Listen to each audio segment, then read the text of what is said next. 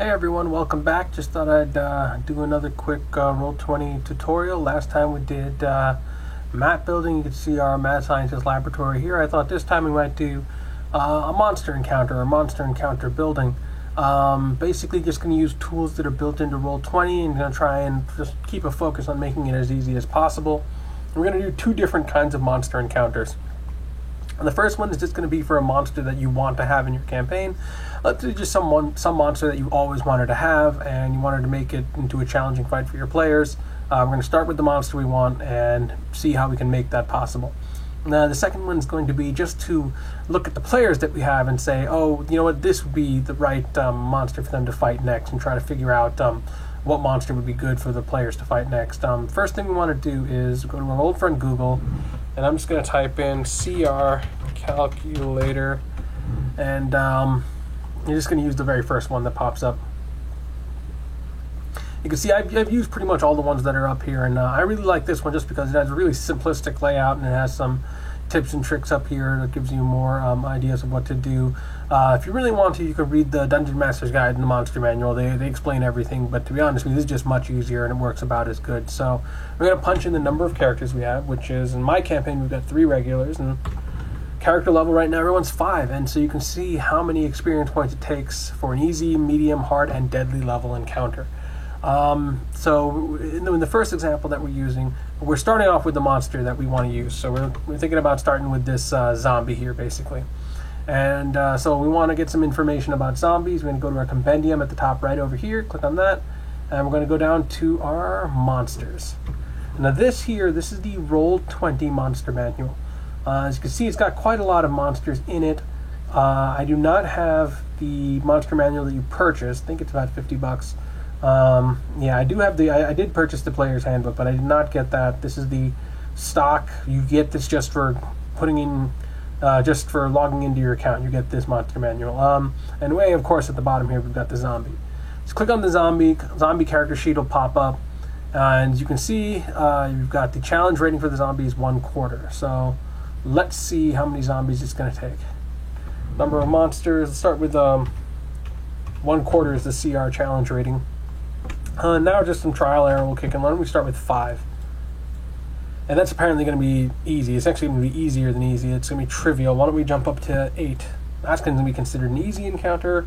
And why not 12? And that's about what we're going to want as a medium level encounter. So it's going to take 12 zombies to make an interesting fight for our players. To get the actual sprite that you want to use, you can just go into your art tool, punch in zombie if you want.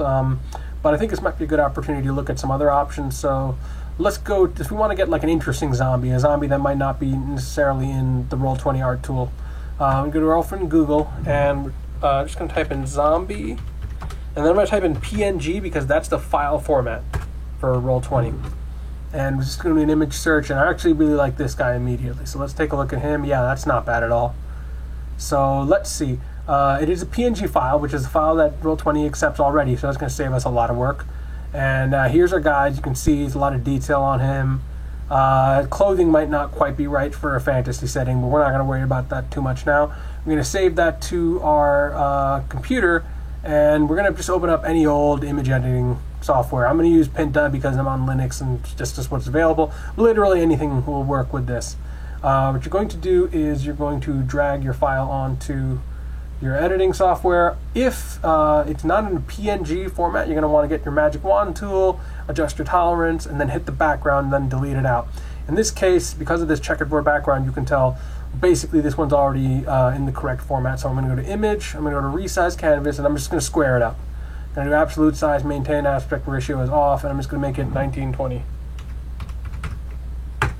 Alright, now you can see we've squared it off, which means that it won't be distorted in Roll20. I'm going to save as back to the computer, and it should just ask for us to update, save it. Alright, now we have our model for the zombie. We're going to go back to Roll20, and we're going to select our model for the zombie. We're just going to drag it onto the screen. It's going to take a minute to populate, and it's going to be really big, but we'll shrink it down. There we go. So you can just click on him, grab the corners, shrink him down to normal size. I'm just going to throw him up here in my palette. You can see what he looks like here, and he looks great. Now we need to import the zombie into the game from the monster manual, and that's really easy. You're just going to click on zombie and you're just going to drag it onto your screen. There you go. Now you can see we've got the zombies' important abilities on the first page. Here's the zombies' NPC character sheet. You have the name of the monster, its size on the field, its creature type. It's got an armor class of 8, hit points 22, its speed of 20, and all of its relevant abilities in case it has to make an ability check. This is the damages that don't affect it.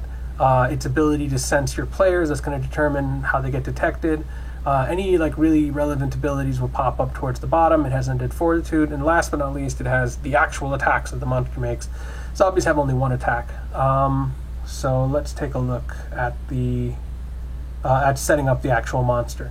So this will just pop onto the screen when you drag on the zombie. You don't actually need this. I'm just going to delete that guy. So we're going to double click on our zombie, and when it pops up, we're just going to hit Z, scroll all the way down.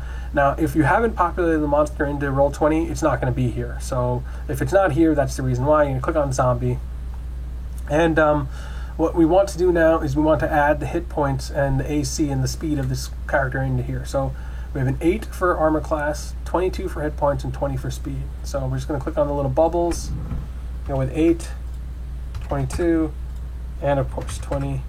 And so now you got a quick little reference. Someone attacks the creature. This is its AC. These are its hit points that you can adjust. And that's the amount of distance that you can move each turn.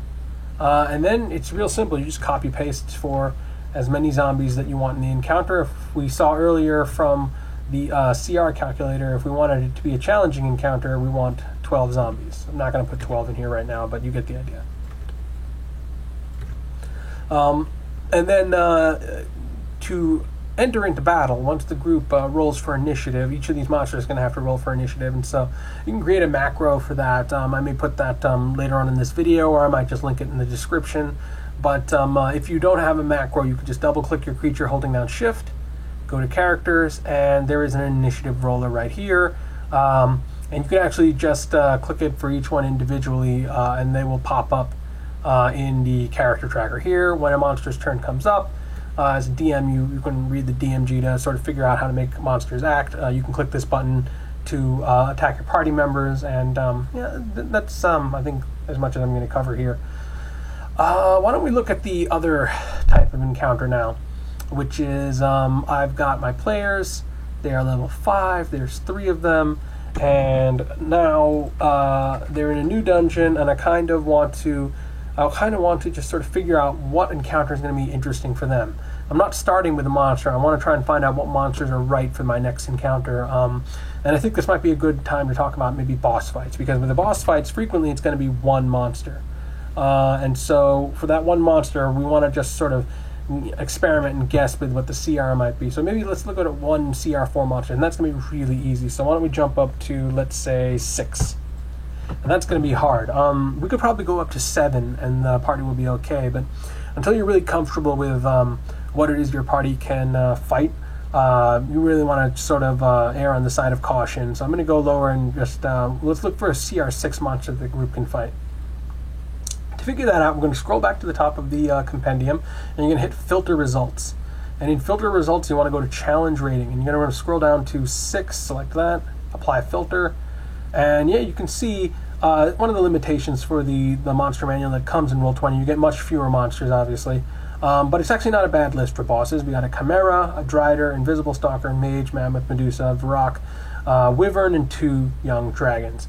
I'm actually liking Wyvern. So why don't we see if we can populate that into the map. We're just going to drag it on, real simple. And you can see the Wyvern's character sheet has adjusted here, and it's got 110 hit points, 13 armor class, a flying speed of 80.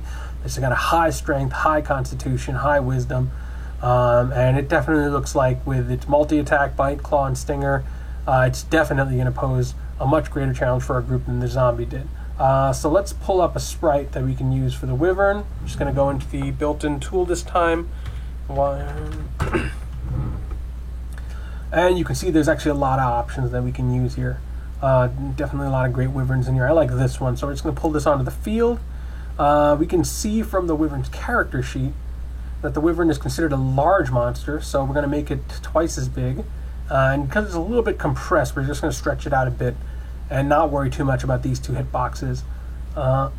If we double click on the Wyvern here, we can hit W, scroll all the way down, and select this box here, and then this is going to add the Wyvern into its sprite.